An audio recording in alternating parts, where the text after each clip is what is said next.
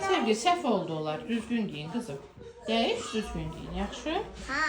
Düzgün giyin. Çıxar bunu o birisinə giyin. Səhv oldu. Yaxşı? Bəli.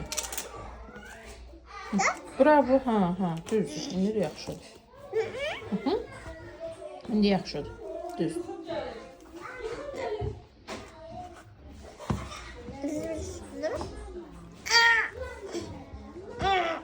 Gel.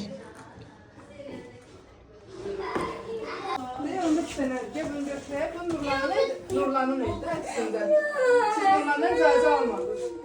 Heç biriniz icazə almadınız. Maman buradadır. Sen həkim olmusan? Vav, nə gözəl. Çıxarım istəyirsən, çıxarım.